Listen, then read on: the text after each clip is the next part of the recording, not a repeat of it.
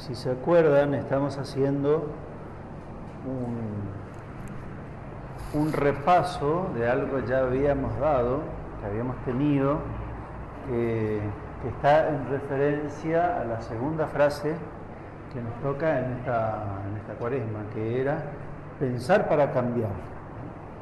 Esto de pensar está íntimamente relacionado con el discernimiento, no solamente con la reflexión o con la oración reflexionante, que es muy importante, importantísimo, porque uno recibe muchas luces en el marco de la oración cuando reflexiona algo, cuando el motivo clave de su oración está marcado por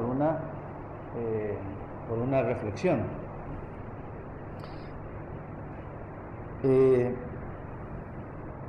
Habíamos dicho en el marco de este piensa, de este discierne y de este repaso, que el discernimiento tenía siempre una base, tiene siempre una base, que son los criterios o claves a partir de los cuales o a través de los cuales uno hace el discernimiento. Nosotros, como cristianos, tenemos un trasfondo y una clave particular para discernir las cosas de la vida, ¿no? Es decir, para discernir lo que nos interesa, que es la voluntad de Dios. ¿Y la clave cuál es? ¿Cuáles son las claves? O la clave fundamental. Sí, pero ¿qué verdad? Porque la ciencia también tiene una verdad, o cualquiera tiene una verdad. Y la verdad de Dios, pero ¿cuál es la verdad de Dios?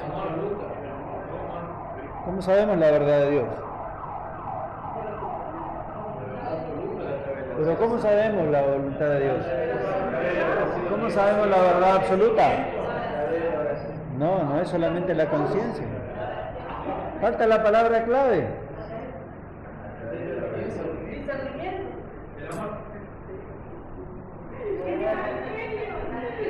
Jesús, el que nos vino a traer la verdad, que es la verdad, obvio. Claro.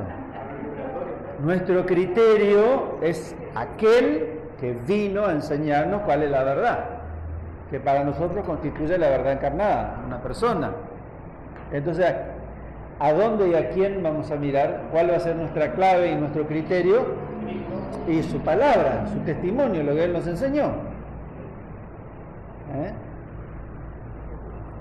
Entonces, tenemos como criterio esa realidad. De esa realidad se desprenden lo que habíamos visto la vez anterior, están entrelazados y conectados todos los binomios marcados por el equilibrio.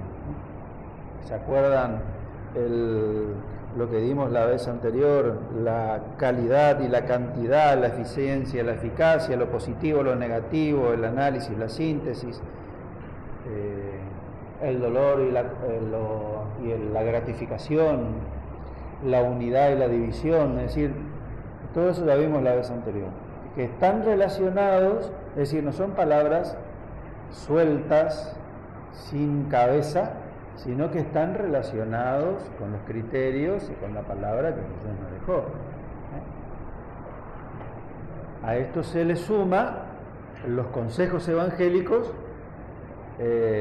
y las enseñanzas específicas de Jesús, las bienaventuranzas, por ejemplo. Las bienaventuranzas son un criterio para discernir, ¿o no?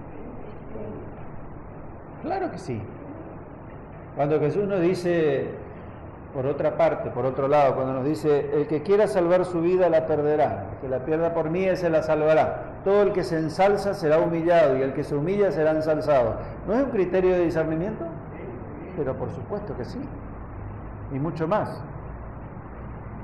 Y nada mejor.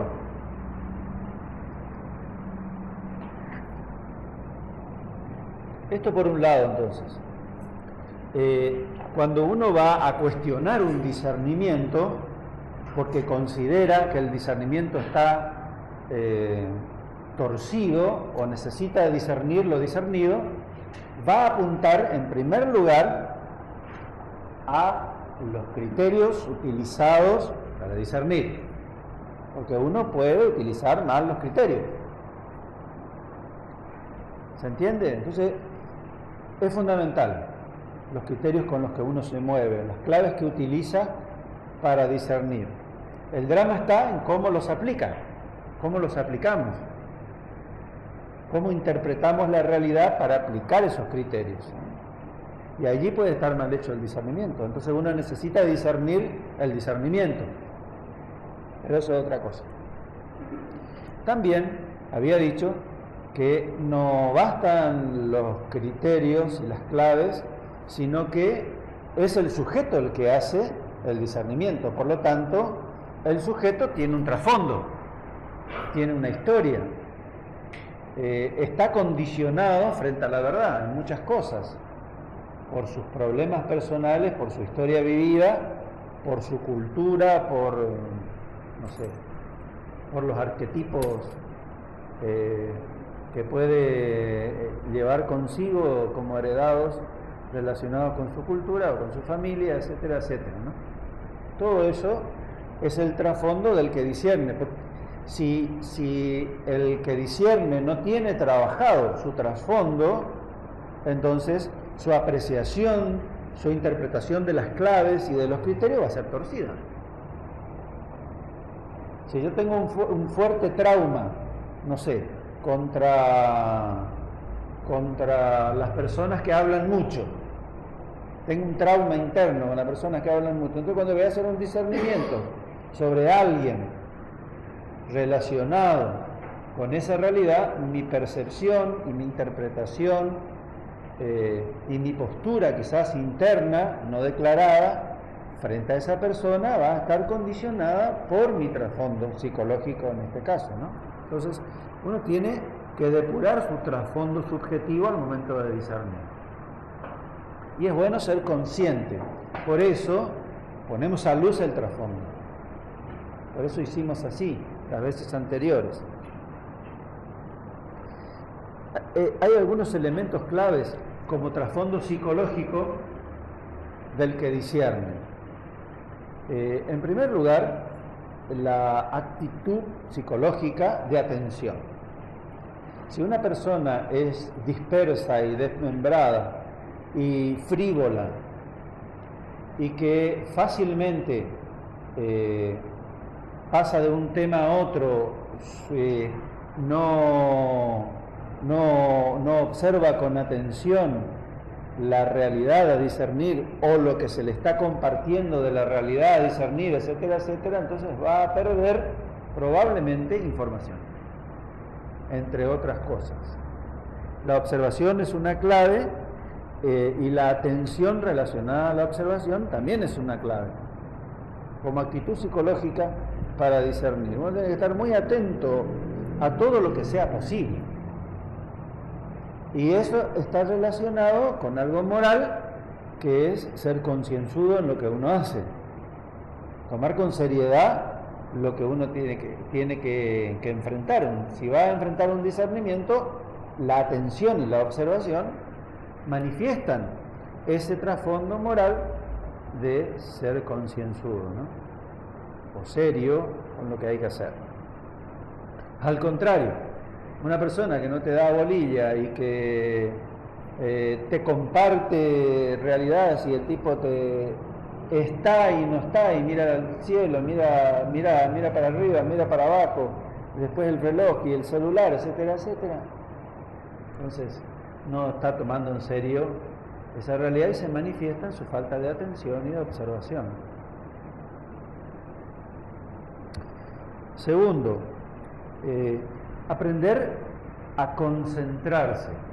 La atención y la observación tienen como finalidad hacer un sondeo de la realidad superficial inicialmente, pero que apunta a detectar algo que sea esencial, sustancial, dentro del gran folclore de la complejidad de las realidades a discernir, ¿no? Entonces, la concentración, es decir, apuntar hacia un centro, nos permite percibir eso esencial y eso puntual. Y nos da la facilidad para poder seleccionar, porque eso es un paso importantísimo en el discernimiento. Uno tiene que seleccionar, no se puede quedar con todo por igual, no puede tomar todas las realidades en juego como si tuvieran un mismo valor, una misma calidad, una misma...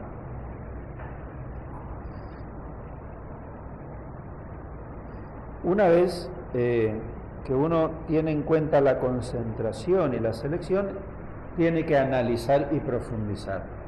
Eso es una clave psicológica, el análisis y la capacidad de profundizar en las cosas es un trasfondo psicológico muy importante al momento de discernir. ¿Por qué? Porque si no, uno se va a quedar con la forma, con el formato, con la cantidad, con el aspecto, con el medio, con la materialidad de la cosa, con la instrumentación. ¿Se acuerdan cuando yo decía lo del gato, ¿no? Y el perro? Cuando uno le señala a un perro un lugar, el perro va a donde uno le señala, teóricamente. Uno le señala a un gato y el gato mira el dedo, ¿no? Uno entendió el sentido del mensaje, el perro. El otro, el gato, se quedó con la mediación, que mira el dedo, ¿no? Para eso es importante el análisis y la profundización. También otro factor psicológico clave en el trasfondo del que discierne es la memoria. La memoria. No olvidar, saber acumular y archivar lo que uno observó con atención, seleccionó y analizó y profundizó.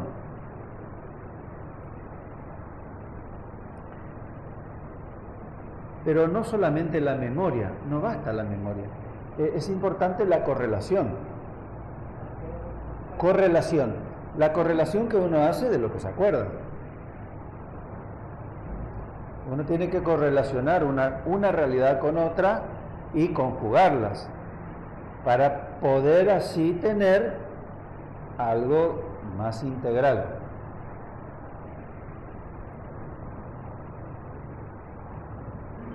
La reflexión y el silencio interno es otra característica, otro trasfondo psicológico importante del que discierne. Es necesario, se necesita un silencio interno de los propios ruidos, de los ruidos de los traumas, de los ruidos de las propias taras, de los ruidos de, no sé, de la hiperactividad o de tantas otras cosas que nosotros tenemos a nivel interno, de nuestros pecados, de nuestros egoísmos, de nuestras miserias, que gritan y hacen mucho barullo en nuestro mundo interior. Si uno está muy envuelto en toda esa vorágine de sonidos y de ruidos en su mundo interior, lo más probable es que no tenga espacio psicológico para poder integrar una realidad a discernir. Va a hacer cualquier cosa, lo más probable, ¿no? Silencio y reflexión. También psicológicamente se necesita la capacidad de objetivación. ¿Qué significa? ¿Qué quiere decir esto? Objetivación, que yo no me quedo simplemente, y tengo incorporada esa realidad de que no me quedo nada más con lo que yo puedo percibir, discernir, elaborar, sino que necesito confrontarlo, objetivarlo con otros, con un interlocutor válido, no con cualquiera, sino con un interlocutor válido, es decir, alguien que yo sé que va a tener la suficiente madurez para ofrecerme algo distinto, o para ajustar algo que yo considero que a lo mejor lo considero súper fantástico, pero esa persona me puede decir, bueno, mira, no es tan súper fantástico por esto, por esto y por esto. Objetivación y confrontación. Y finalmente, y esto es lo que pocas personas tienen como trasfondo psicológico, es la tenacidad de saber permanecer hasta el final en un proceso de discernimiento.